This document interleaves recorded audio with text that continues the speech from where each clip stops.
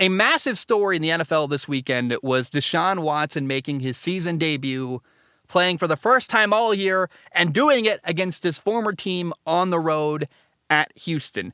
And as I predicted, Deshaun Watson's first game back was underwhelming, is a generous term. He was 12 for 22 passing, had 131 yards, no touchdowns, had an interception, a bad one in the end zone.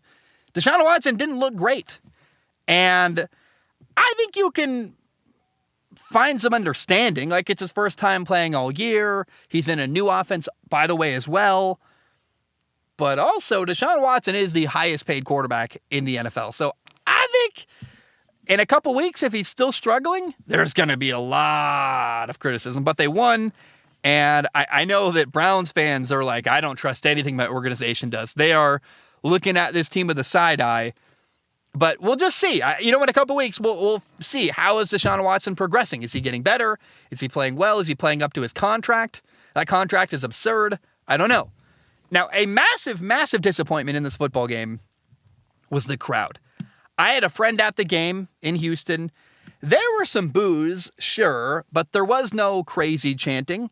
And my friend actually suggested, he said, it's maybe because Texans fans are dead inside. Like, their season is so bad, they don't even care anymore. They're just like, ugh. But I was really disappointed with the lack of energy in the stadium. I will admit, Browns running back Nick Chubb did not have as good a day rushing as I expected. The Browns ran for 174 yards. That's pretty good. Kareem Hunt, 9 carries, 56 yards. Nick Chubb, 17 carries, 80 yards. No touchdown runs. I honestly thought we were going to see a day where the Browns, as a team, were going to run for like 250 yards and 3 or 4 touchdowns, something like that. But we didn't see that. And in fact, actually, the Browns offense did not score a touchdown all game long. The scoring in this game was very, very weird. The Browns had 2 field goals. On defense, they had a pick 6. They had a punt return touchdown and a fumble recovery touchdown. So the Browns had 2 touchdowns on defense and a special teams touchdown, plus 2 field goals. That equals 17 points right there. Houston is weird too. Here's how Houston got to 14 points. The Browns beat Houston 27-14. Houston had a field goal, then a safety. So Houston led 5-0, like a baseball game. Is it the Houston Astros or the Houston Texans? I'm not really sure. Then they got another field goal to make it 8-0. Still kind of a baseball score, if I'm honest. Then a touchdown. They scored 14 points. Then it failed 2-point conversion. So Houston stayed at 14 points. Weird, man.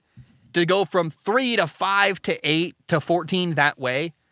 I've never seen... When I saw the score, 27-14, I'm like, oh, okay. 2 Houston touchdowns, and I moved on with my life. Then I watch a game, and I'm like, that's not what happened at all. What a weird way to end up at 14 points. I just kind of were talking about. Now, I felt kind of bad for Houston quarterback Kyle Allen. He had 3 turnovers, a fumble, 2 interceptions.